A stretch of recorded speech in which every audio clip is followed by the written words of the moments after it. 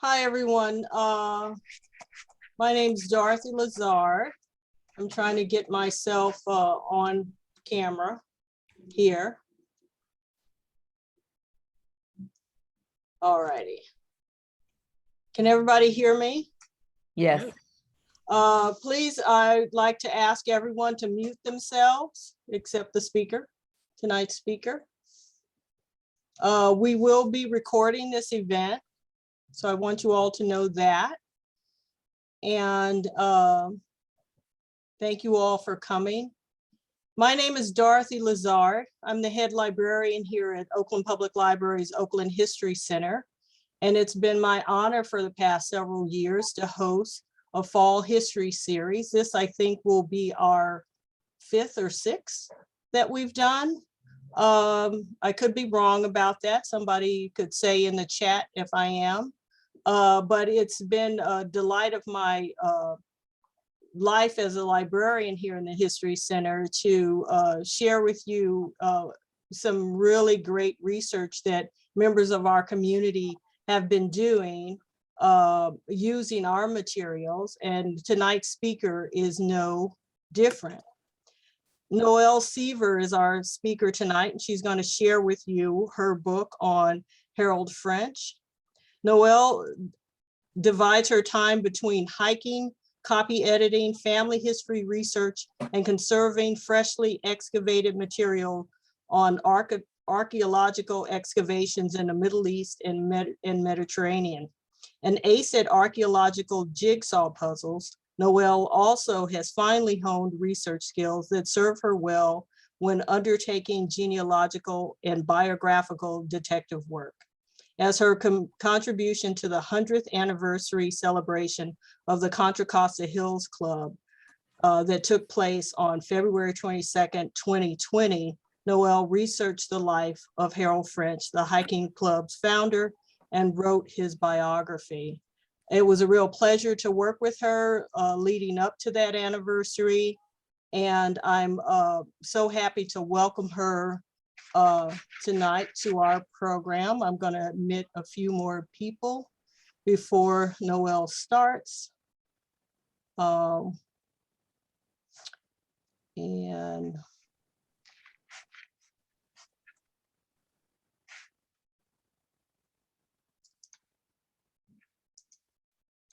all righty.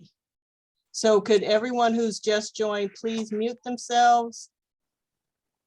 We will be recording, so if you don't want to be on camera, just stop the video on your Zoom.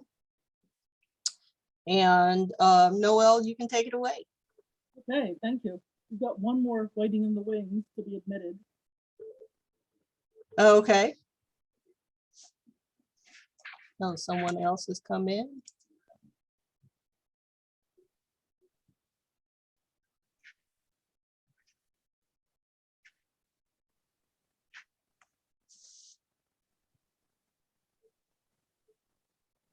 Please.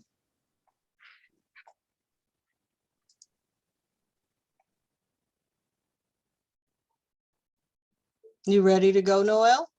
I'm looking for the share screen, which is vanished at the moment.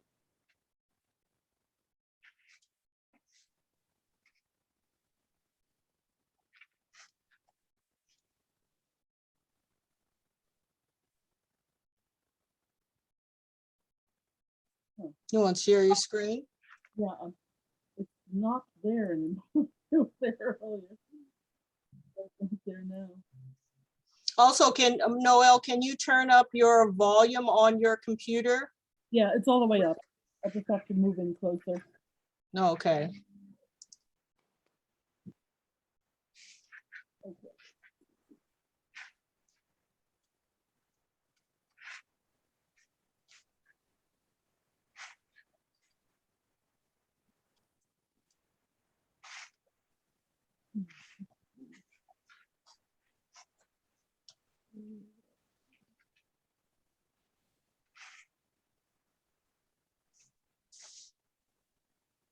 Let us know if we can help.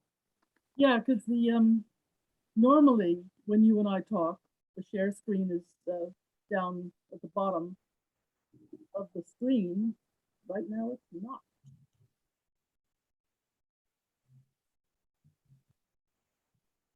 Oh, got it. I found it. There it is. There it is.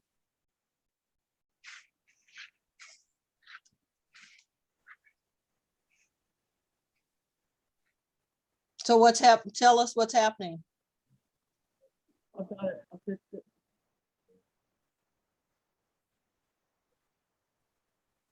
Oh, there you go. Okay.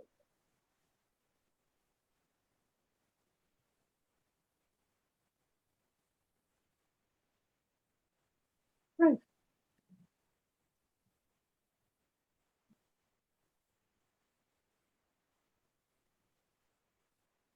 So take it away, Noel. Thank you. Well, first of all, I want to thank Dorothy Lazard, the Oakland History Room librarian, for inviting me to present this talk about Harold French. He was a Bay Area native. He was born in San Francisco in 1878 and died in Oakland in 1962. Harold French was a hiker, a hike leader, a civil servant, writer, publicist, citizen activist, conservationist, and a visionary. My connection with Harold French began in 2013 when I joined a Bay Area hiking club, the Contra Costa Hills Club. One of the first hikes I went on was in the Redwood Regional Park in the Oakland Hills. One of the trails we hiked that day was the French Trail. I subsequently learned that it was not named after someone who was from France, but it was named in honor of the founder of our club. In early 2019, when the Contra Costa Hills Club was making preparations to celebrate on February 22nd, 2020, the 100th anniversary of the founding of the club, I decided that my contribution to the celebrations would be to research the life and activities of Harold French and to write his biography. So the objective of this biography is to rescue this remarkable individual from obscurity.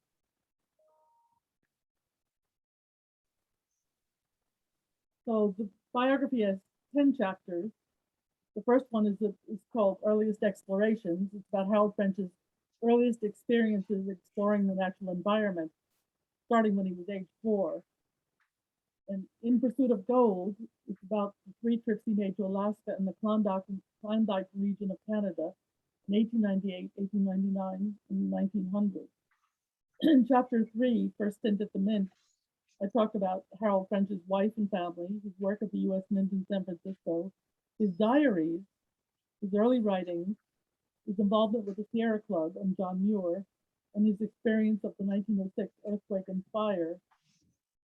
In Chapter 4, entitled Muckraking Revolutionist, that's how he described himself. He became a self-described muckraking revolutionist who was influenced by Jack London. In Interim, covers the period from February 1912 to April 1918, between 2 stints of working at the Mint. Harold French dabbled in politics. He was a candidate for the Socialist Party in an election in Berkeley. He worked at Yosemite and the Panama Pacific International Exposition and published articles relating to those experiences. Noel, Noel, can you, sorry to interrupt you. Can you speak either a little louder or get closer to the mic? I can, yes. Chapter 6 is about founding the Contra Costa Hills Club. So it's the history of the creation of the hiking club and descriptions of its activities. In Chapter 7, entitled Campaigns Waged, Missions Accomplished, it's an account of Harold French's campaigns to save Oakland's redwoods, prevent fires in the East Bay Hills, expand Mount Diablo State Park, and his role in the creation of the East Bay Regional Park District. Chapter 8 is entitled Campaigns Waged But Not Won. It's about other campaigns that Harold French got involved with but that were not successful. Sunset Years is up Harold French's later years. Finally, in the last chapter, Evolution of a Citizen Activist and Conservationist, I describe how Harold French became a citizen activist and a conservationist.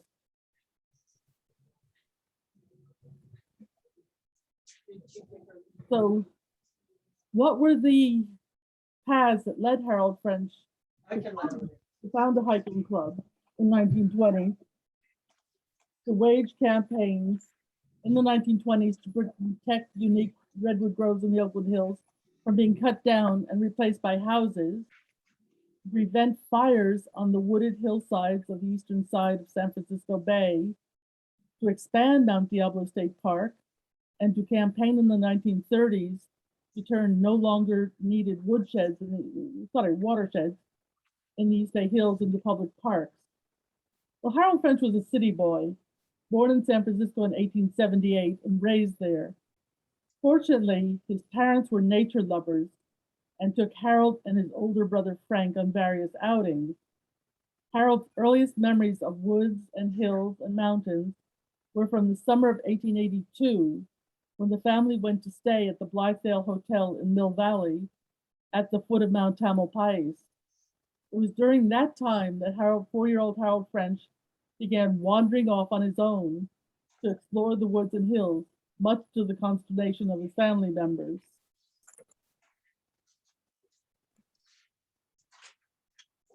Fast forward 10 years, in 1892, Harold read A la California, Sketches of Life in the Golden State, a travelogue by Colonel Albert S. Sanders.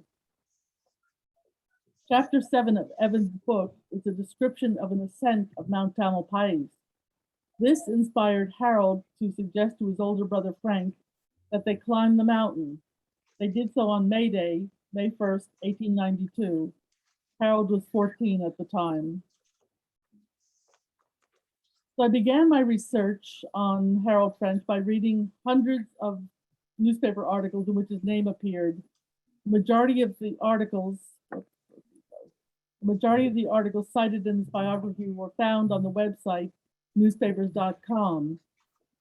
The Berkeley Daily Newspaper was seen on newspaperarchive.com.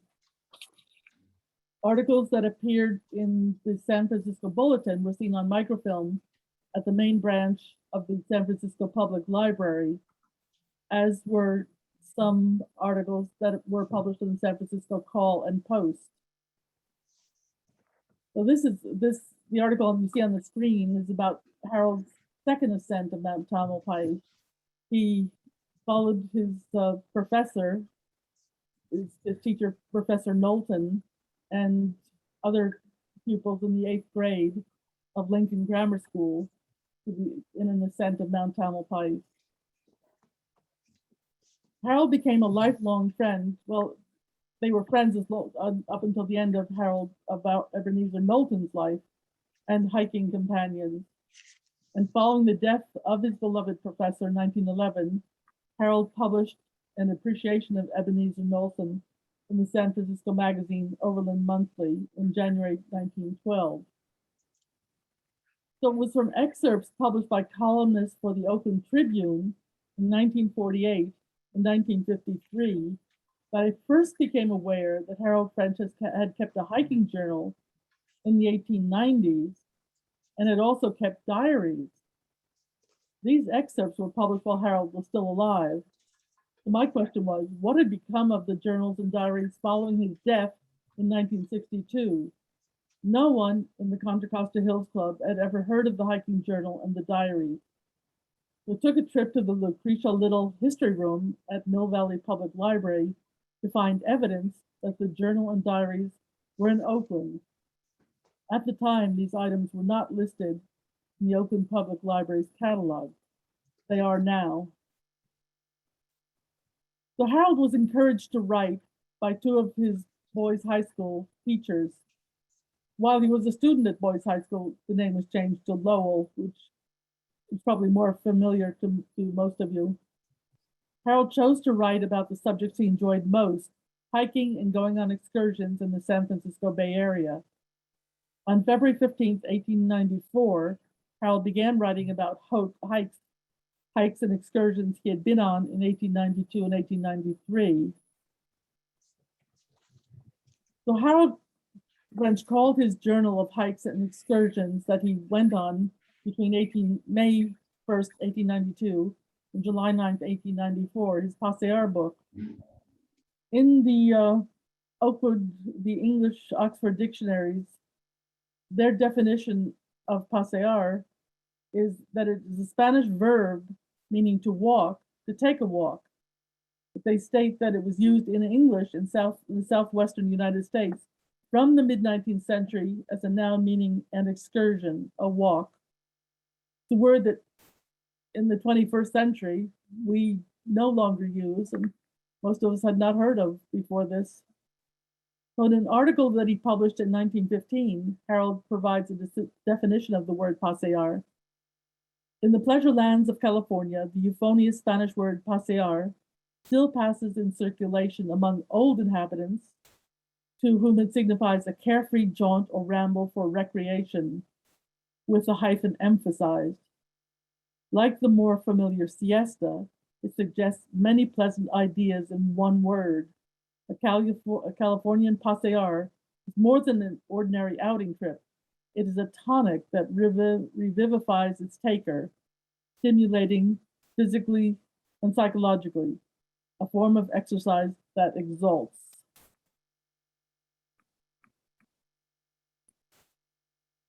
This is page 1 of his Passear book, on which he writes, I devote occasional hours to this book, in which I scribble in the form of a diary brief accounts of some of my more pleasant pasears, spent by exploring the beautiful nooks of our California mountains, their deep canyons and gigantic forests.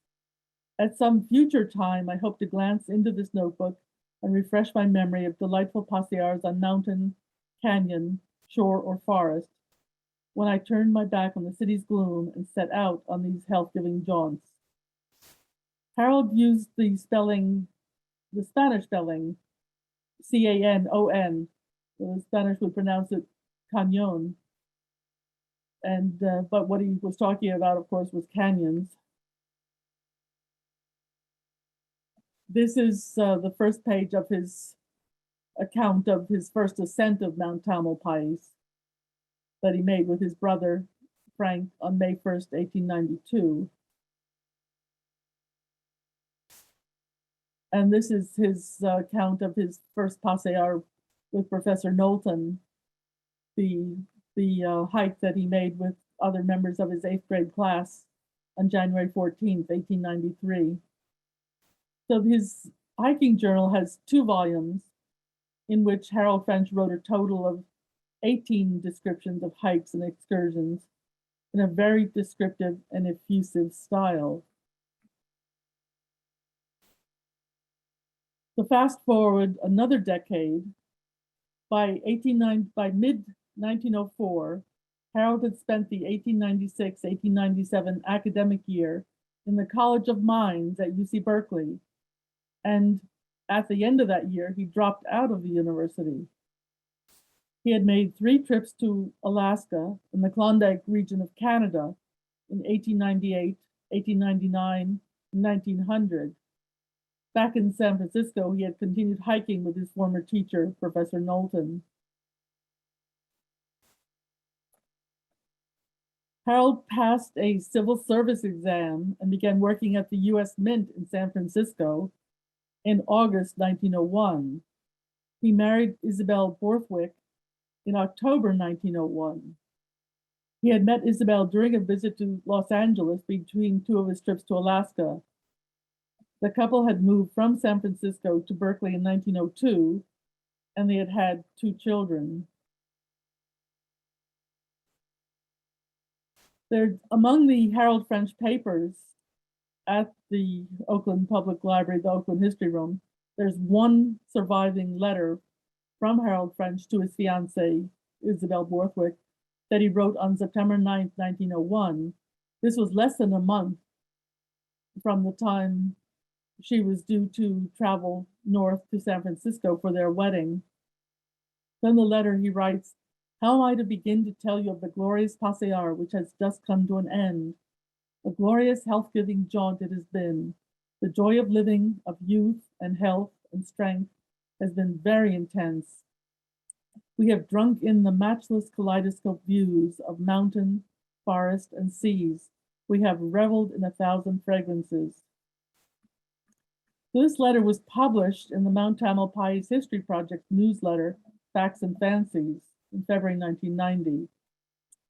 So the librarian who was in charge of the history room before Dorothy was William Sturm. He had alerted a local historian, Ted Worm, to the existence of Harold's journals and hiking journals and diaries and his papers. And so Ted Worm had then arranged for the excerpts from various items to be published in Facts and Fancies, the newsletter of the Mount Tamalpais History Project. So starting on January 1st, 1904, Harold French began keeping a diary in this old school notebook. He included descriptions of hikes he went on with Professor Knowlton and with Isabel. In his 1904 diary, the entries for the first 5 months also included a list of what Harold French was reading and how much time he spent on the various newspapers and books. He also recorded how much time he spent playing the piano and the cornet.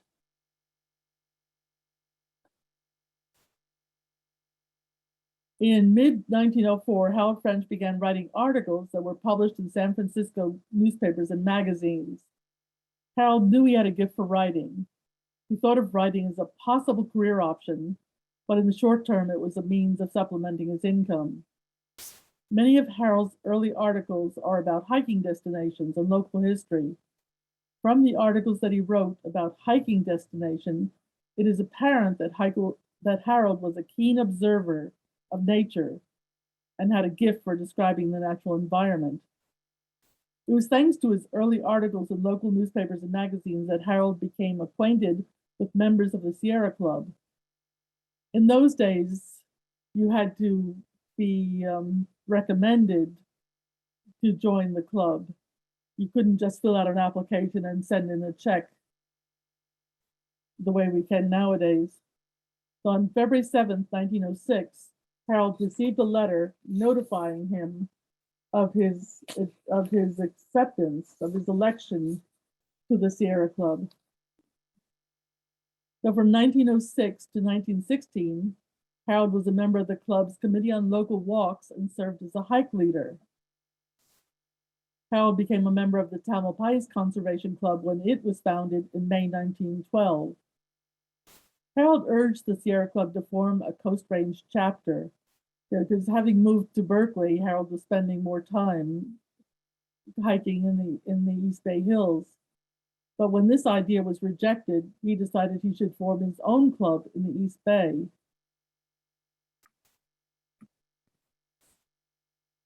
This is the second of Harold French's diaries that has survived. It has entries from October 1st, 1905 through June 1st, 1906. Again, he's using an old school notebook. Going back to this, this diary also includes an account of fighting the fire at the U.S. Mint on April 18th, 1906, following the earthquake. Harold French and his family were living in Berkeley at the time of the earthquake, and he went down to the bay, got on a ferry, got across the bay. They were trying to turn people away, not let people off the ferry, but he and a couple of other employees who lived in the East Bay managed to get off the ferry and go make their way to the Mint. And they spent from about 9 a.m. until 4 p.m. on August 18th fighting the fire. The Mint building was a very, very solid building built of granite and sandstone.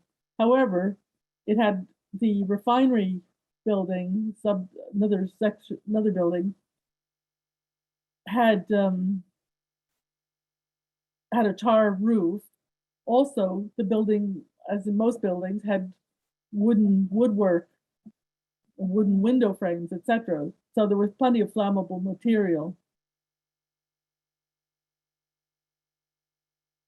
In early 1908, Harold French had been promoted from workman to the post of chemist at the U.S. Mint in San Francisco.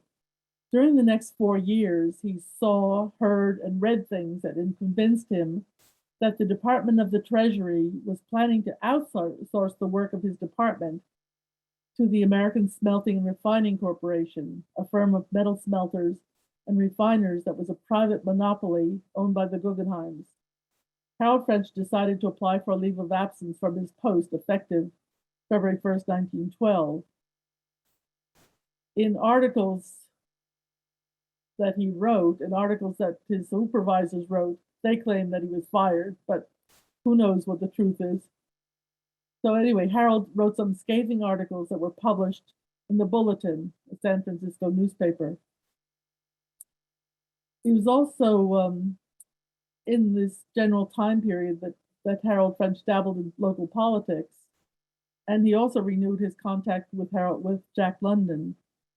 Jack London and Harold French had been classmates at UC Berkeley in the fall semester of 1896. Harold French did 1 year, 1896-97, at UC Berkeley. Jack London was only there for the fall semester of 1896. So we often talk about the East Bay Hills or the Oakland Hills. However, Harold French always referred to the hills on the east side of San Francisco Bay as the Contra Costa Hills.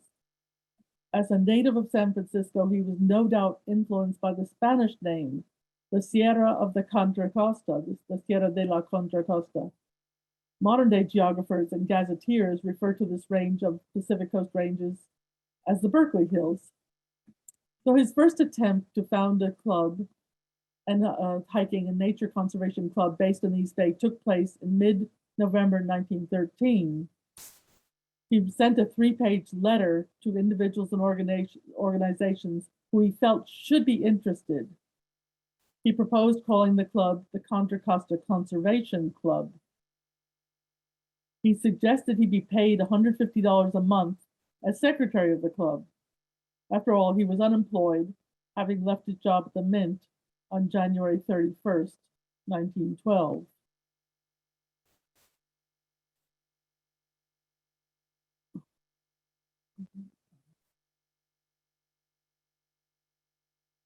On Thanksgiving Day, November 27, 1913, Harold French led a Sierra Club hike to Grizzly Peak in Berkeley.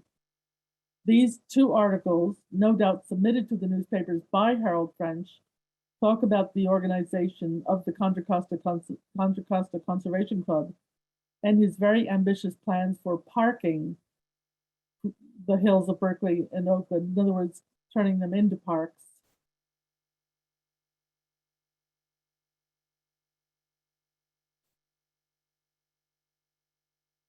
In this article, he's urging the formation of a great park district. So this was,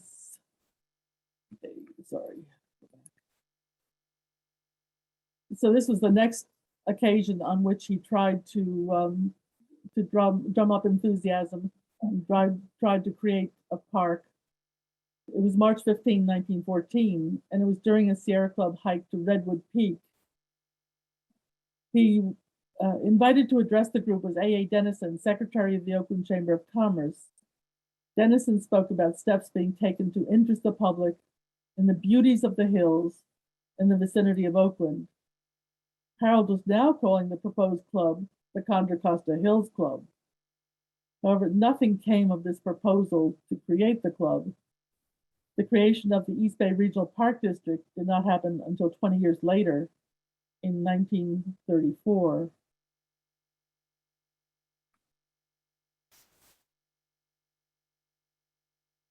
During World War I, there was no further movement on creating the Contra Costa Hills Club. The next time we find Harold talking about the club is in 1919, when he found himself in a dilemma. He had resumed working at the Mint in April 1918, but to supplement his income, he had been writing ads and doing publicity for a large real estate developer. When he learned from various realtors that there were plans to put the redwood groves in the Oakland Hills on the market and sell no longer needed watersheds, he knew he could not be part of that. This was after the death of Frank Havens, who behind the realty syndicate. Frank Havens had died in February 1918, and following his death, Harold was very concerned that the property he owned might be sold off and the redwoods might be leveled and turned into houses. The property might be turned into houses. So in November 1919, Harold renewed his efforts to create an organization to preserve, protect, and promote the Contra Costa Hills. He also wanted the organization to act as a volunteer firefighting corps to protect the hills.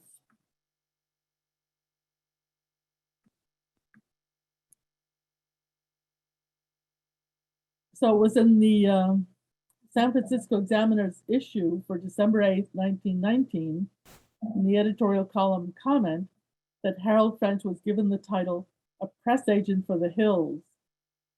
The Examiner published excerpts from a letter they had received from Harold in which he extolled the beauty of the Contra Costa Hills and it urged readers of the newspaper to make the acquaintance of the hills. Go forth next Sunday and get better acquainted with their wild beauties. You will learn to love them more and more as you explore their inviting canyons and uplifting spurs. Motor if you must, but climb them if you can. Then you will understand why a clan of lovers of Oakland's open lands keenly desires to conserve their wild beauties in their natural state before it is too late.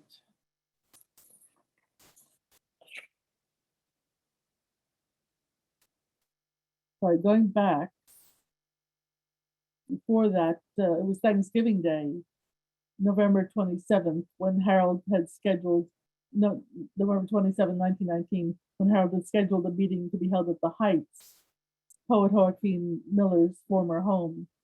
When Harold and his 15-year-old son, John Muir French, who Harold had named after John Muir, were the only ones who turned up, Harold was sorely disappointed. He had felt certain that his friends from the trails would turn out to support his new endeavor. It was clear that assistance would be needed to get the new organization off the ground. Not only did Harold enlist the aid of the Sierra Club and the Tamalpais Conservation Club, but also of other civic organizations such as the Oakland Chamber of Commerce, the Oakland Rotary Club, and the Oakland Merchants Exchange.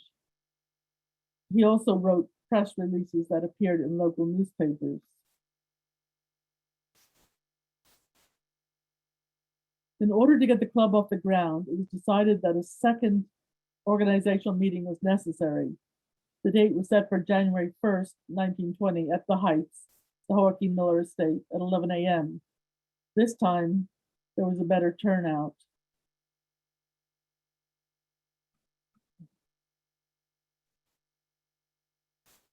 The next organizational meeting of CCHC took place February 1st, 1920 at the Heights. By then, Harold French had further refined his objects of organization. The objects of the club, this is what he wrote in a newspaper article. The objects of the club as set forth in detail follow: to awaken appreciation of the rare scenic beauties of the Contra Costa Hills and to conserve, protect, and make more easily accessible these wild parklands lying between their western foothills and the sunrise slopes of this panoramic range. To cultivate a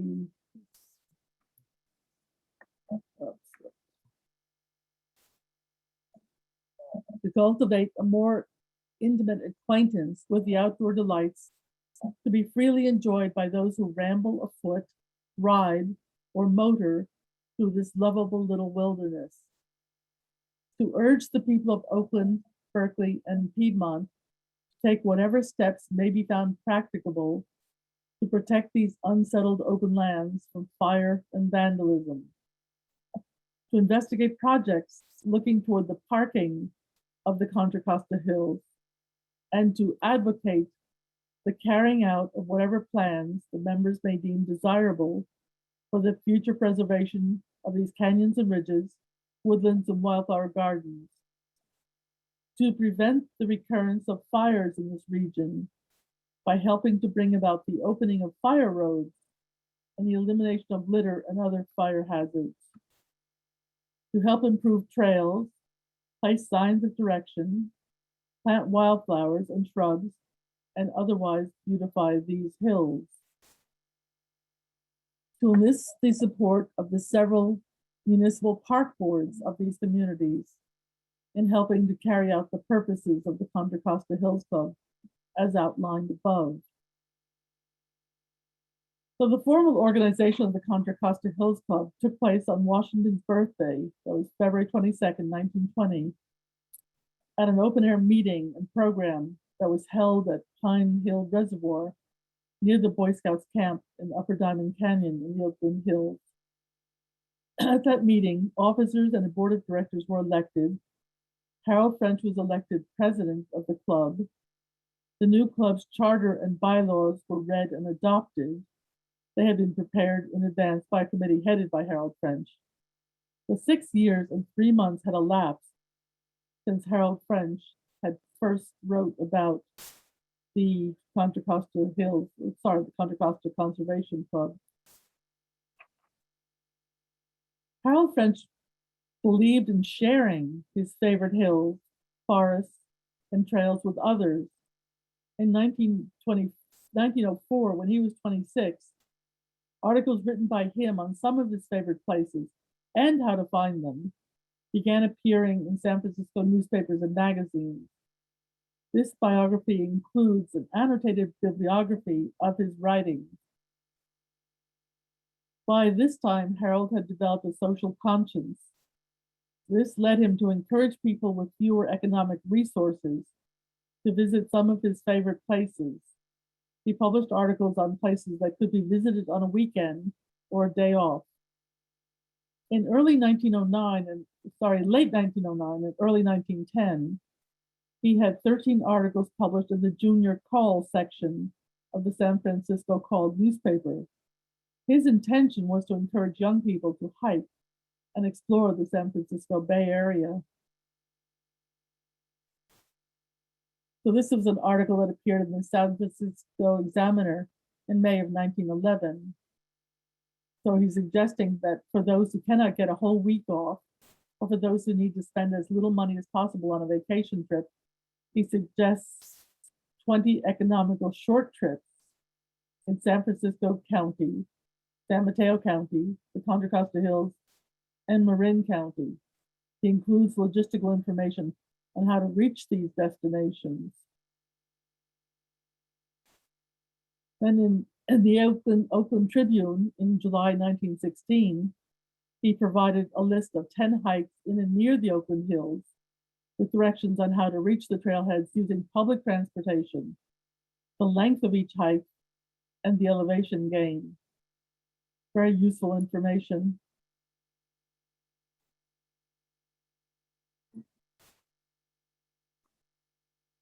So Harold French evolved from enjoying scenic beauty and sharing it with others as a hike leader for the Sierra Club when he was in his 30s to becoming a citizen activist. In 1920, shortly before his 42nd birthday, Harold French founded the Contra Costa Hills Club. With the aid of the club, he began actively campaigning for the preservation of redwood groves in the hills of East Oakland, all of which were in private ownership at that time. He also campaigned for fire prevention measures for the hills, for the expansion of Mount Diablo State Park, and for the conversion of East Bay muds, no longer needed watershed lands in the East Bay Hills, to public parks. These long these hard-fought campaigns took years, but ultimately were successful. In order to recruit new members for the club and to encourage local citizens to join conservation campaigns, Harold French went out of his way to encourage people to join hikes or to spend a night under the redwood trees in the Oakland Hills.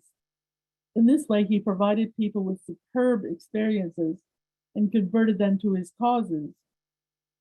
For 7 years, from early 1921, Harold French wrote a weekly newspaper column on the activities of the Bay Area's hiking clubs and on conservation-related issues.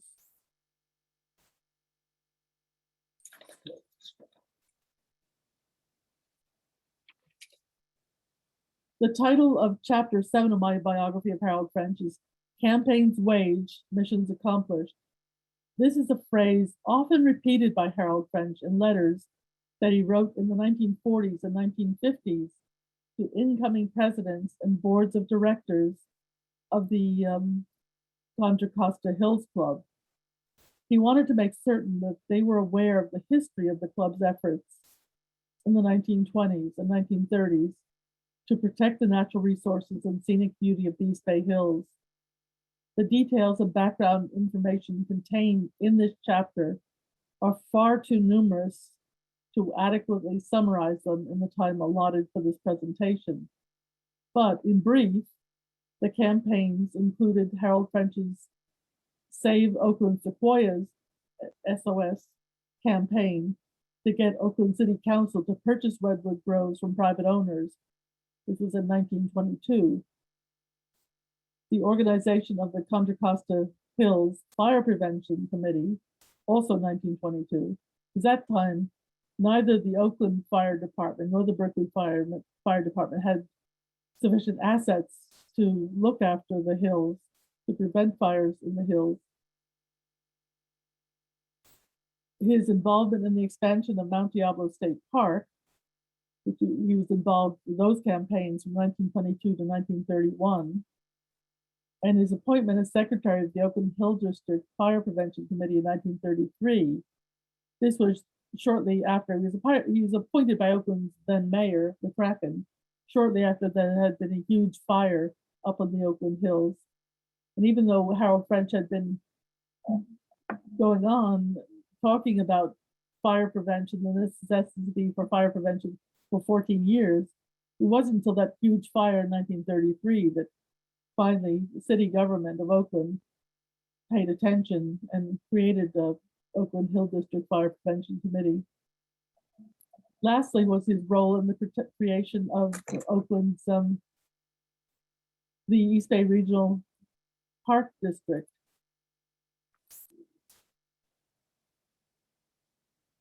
Well, this is about Mount Diablo, and there were two different organizations that Harold French was served with. First was there was the Mount Diablo State Park Council that had been organized in September 1922. Then later there was the Mount Diablo State Park League created in 1929. Finally, by January 1931, enough funds had been raised to buy additional acres on Mount Diablo and to buy out the company that had been operating a toll road up the mountain since 1915. There had been a dedication. The park had been dedicated in 1921, but it was very, very small, very limited number of acres. So this was actually a second dedication in 1931, April 26, 1931. So in the bottom of the page, there's an excerpt from a letter that Harold French wrote describing how a massive thunder and lightning storm had impacted the dedication ceremony. It was quite a big deal because the park was supposed to be dedicated by Governor Jim Rolfe, escorted by 3,000 of his followers. There was a band involved, there was a National Guardsman involved, there was supposed to be a two-gun salute that Harold had organized at the expense of the Oakland Chamber of Commerce. But unfortunately, it all had to be canceled. So most of the activities, the dedication by the governor and the two-gun salute had to be canceled because of the really fearsome lightning and thunderstorm.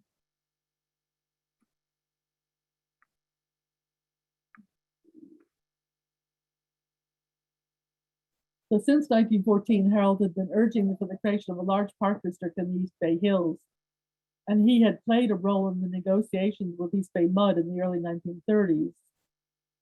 Because that property, a lot of it belonged to East Bay Mud. It had formerly been their watersheds, but when they realized by the late 1920s that they could not supply the East Bay communities with enough drinking water or enough water for putting out large fires, East Bay Mud had then made arrangements to get water from the Ptolemy River in the Sierras, and they no longer needed the East Bay Hills properties.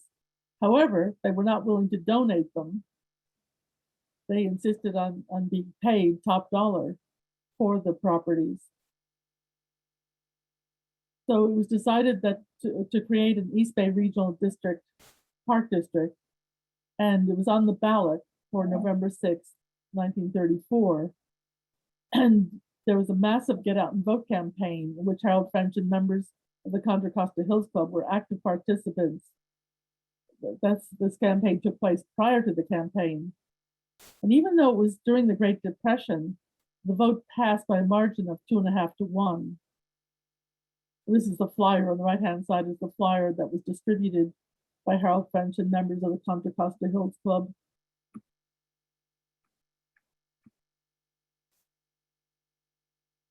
On October 18th, 2021, this year will be the 85th anniversary of the dedication ceremonies of the East Bay Regional Park District that took place in Redwood Bowl. So anyone who has ever enjoyed time spent in the East Bay Hills owes a debt of gratitude to Harold French and a handful of like-minded campaigners for public parks. So it would not be an exaggeration to say that Harold French spent many of his waking hours thinking of ways to protect and promote the natural environment.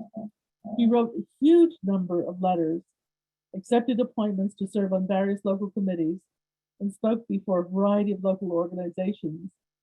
He also enlisted the aid of members of the Contra Costa Hills Club, the Sierra Club, the California Alpine Club, a large number of Bay Area civic organizations, and interested members of the public. Many of the campaigns in which he participated took years to achieve their goals. However, it is largely due to the patience, persistence, and perseverance of Harold French and like-minded individuals that these missions were accomplished. Harold French was a visionary with vast numbers of ideas for projects. Because he was not a wealthy individual who could make things happen on his own, he used the power of his spoken and written words to convince individuals and organizations who had wealth and power to carry out his visions. He often acted as a catalyst, getting projects started and then allowing others to carry them to fruition.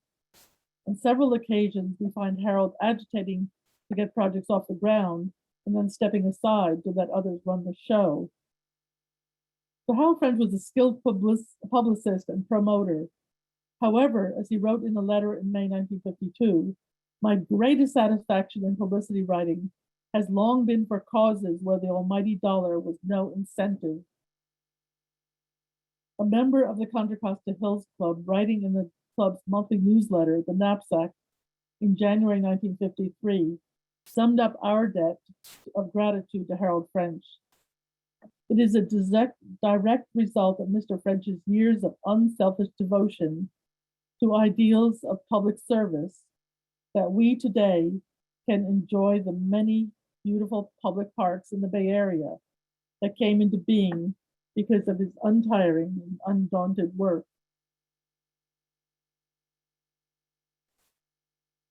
So the sources that I used in preparing this biography include Harold French's Hiking and Excursions Journal from the 1890s, his diaries from 1904 and 1905-1906, some unpublished manuscripts that are included in his papers in the Oakland History Room collection, his Department of the Treasury personnel records, a large number of local newspaper articles, material from the archives of the Contra Costa Hills Club, items from the East Bay Regional Park District archives, 2 letters from the Bancroft Library at UC Berkeley, a letter from Harold French to Jack London, which is among the Jack London papers at the Huntington Library in San Marino.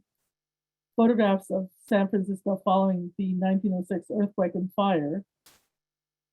Other photographs that I found on the internet, and family photographs and recollections of Harold French from his grandson, James Borthwick French. So Harold French was a very prolific writer. So my biography includes a 29-page annotated bibliography of articles published by him in newspapers, magazines, and technical journals between 1898 and 1961. The bibliography also includes citations of excerpts from Harold French's hiking journal and diaries that were published in the Mount Tamalpais History Project's newsletter, Facts and Fancies, between 1989 and 1994. So the book measures 8 inches by 10 inches. It has 261 pages. It's illustrated with scans of photographs and other relevant items, and it is indexed. After considering a couple of options for getting the biography printed and bound, I decided that the best one would be the I Street Press, which is an in-library press located in the main branch of the Sacramento Public Library at 828 I Street, Sacramento. And if anyone's interested, I've included the email address for the I Street Press and also the web page. I worked with librarian Gerald Ward, who was very helpful in getting the book printed and bound.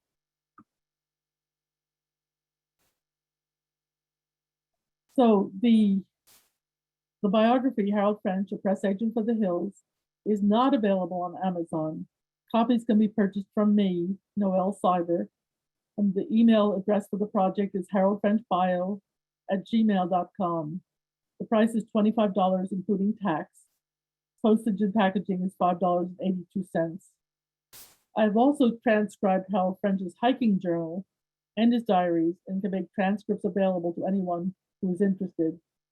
Lastly, if anyone in my audience has been thinking of joining a Bay Area hiking club, I can highly recommend the Contra Costa Hills Club.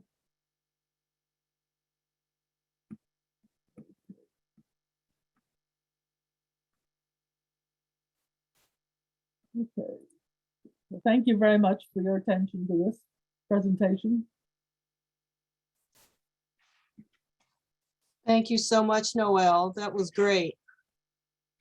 Are there any questions? I'm looking at the chat, and Pamela just asked about the getting a copy of the book.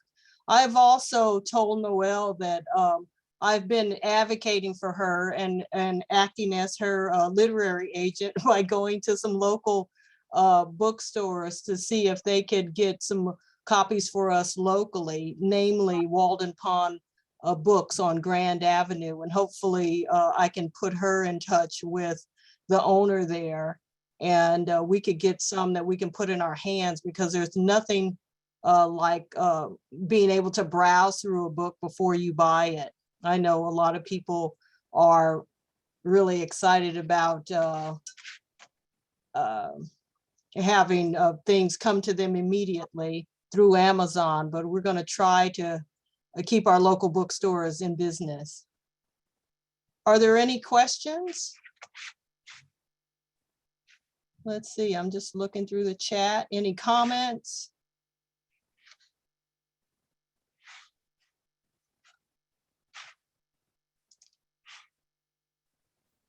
One more person has entered the waiting. I'm going to turn off the transcription, or at least try to.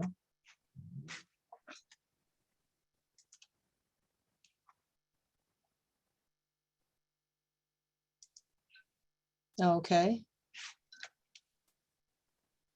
And someone, Pamela's saying Grand Lake Ace Hardware has a lot of books at the counter, and Oakland history books too. And that's another place that we can approach. Just to show you this, we have a copy here in the Oakland History Center. We do not circulate any of our books, but it's on display here in the Oakland History Center at the main library on the second floor. If anybody wants to browse through it, it's a wonderfully rich, visually rich and historically rich book. As you saw from many of her slides tonight, and a lot of fun advertisements too. I don't know if you could see that. And that's about the chapter on the Contra Costa Hills Club, which I did not talk about very much in this presentation, because it's sort of like about the history of the club, the creation of the club, and what it was like in the first few decades of its existence. I decided to concentrate instead on Harold French's other activities. Oh, someone's asking, will the presentation be available online? It will. In about a week, it will be on Oakland Public Library's YouTube channel, as will all of our events in this fall history series. Since the advent of COVID, we've turned all of our programming into virtual programming, even though the library has been reopened to the public. All of our programs remain online. And then someone else is asking, how long did it take you to write the book? Well, it took just over a year. Well, of course, I did spend a lot of time doing the initial research, going through literally hundreds of newspaper articles and other sources. And then once I discovered that Harold French's hiking journal and his diaries were at the Oakland History Room, then that was in early July that I first laid eyes on them. And so then, of course, due to their condition and their age, it was not possible to photocopy them or to scan them. But Dorothy very kindly gave me permission to photograph every single page. So that's what I had to do. And that took a while to photograph all the pages of the two hiking journals, the 2 volumes of the hiking journal and the 2 diaries. And also the papers in that are also part of the Harold French Papers collection, personal correspondence and some unpublished manuscripts. So I started in early January of 2019, and finished in early February 2020 in time for the 100th anniversary celebration of the Contra Costa Hills Club that took place on February 22nd, 2020.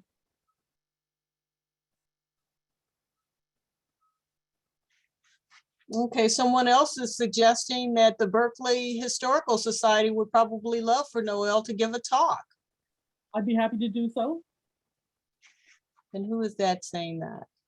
Janet is saying that. Also, Ecology Center in Berkeley might be a place interested in selling the book.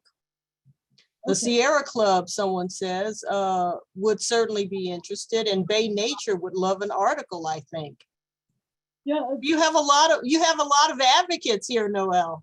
Right, that's right. Because once the pandemic started, the lockdown started, which was just shortly after our 100th anniversary celebration. We were just so lucky we were able to have our celebration just shortly before the lockdown started. But once the lockdown happened, I just gave up any ideas of trying to publicize the book and trying to make any personal appearances. It just wasn't an option.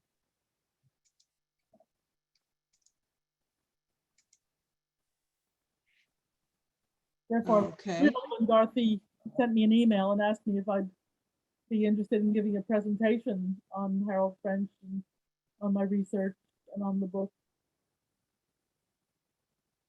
Yeah, I feel like we lost a lot of programmatic energy because of the lockdown last year, and your book had just been born during that time, and so it was just a really disadvantage to have the whole library shut down for 15 or 18 months. I forget how long it was. I think it was 15 months.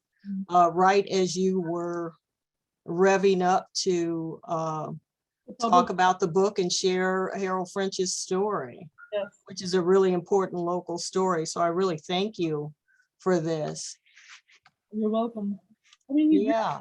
Are there any other questions or comments?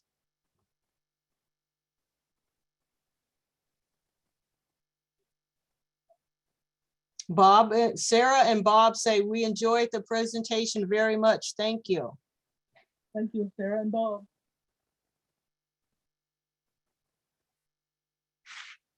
All right, well, if that's all, Janet is also thanking you, Noel, as is Pam.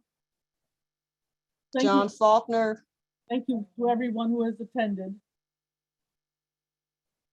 Persis says thank you. So thank you all for coming. Next Wednesday, we'll be having another program. We will be joined by Calvin Fong, who will talk about his father's nightclub. Fong Wan was a very famous Oakland herbalist who also ran a series of stores, restaurants, nightclubs, on both sides of the bay, San Francisco and Oakland. And Calvin will be joined by two women who worked in those and frequented those nightclubs, and they'll be sharing those stories from the 1930s, 40s, and 50s about those clubs. So I hope you join us next Wednesday at 6 o'clock, as they used to say in the 60s, same bat time, same bat station. And thank you so much for coming to this program tonight. Someone wants to know before we leave, how do you find the YouTube link if and when it is posted? It should be posted in no more than a week. Our YouTube channel is easily found. You can go to YouTube and just type in Oakland Public Library.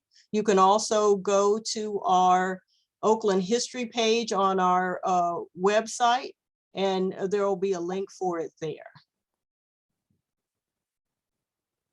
All right, everybody. Thank you so much for supporting the Oakland History Center and our local writers. I really appreciate your support. Noel, thank you so much for all of your research and energies around unearthing this really important local story. Thank you, Dorothy, for having invited me to give this presentation. I really appreciate it. All righty.